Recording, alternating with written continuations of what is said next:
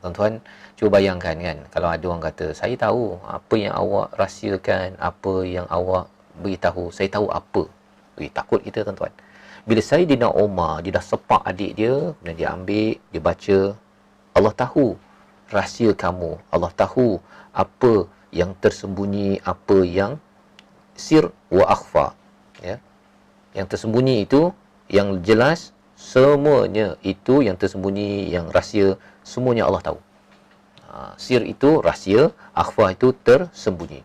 Jadi itu menimbulkan satu misteri kan, pasal dalam diri kita tuan-tuan, dalam diri tuan-tuan lah, kalau katakan saya tahu rahsia awak, apa jadi? Takut kita kan? Takut kita.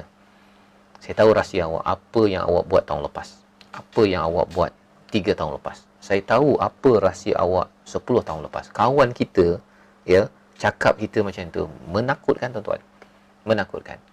Apa yang awak sembunyikan selama ini, saya tahu.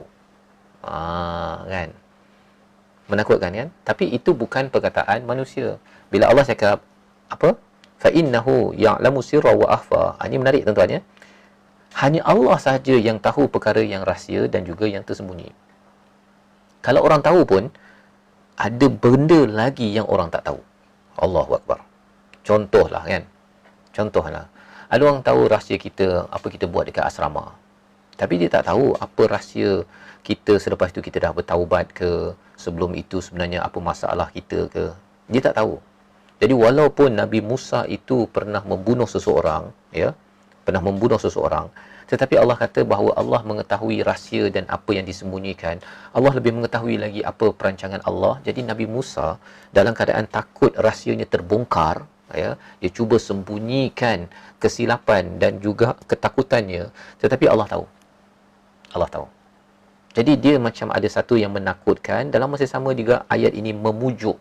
Jadi bila Sayyidina Umar baca ini, ia mempunyai kesan emosi yang berbeza, pelbagai mixed feeling. Kemudian Allah cakap apa?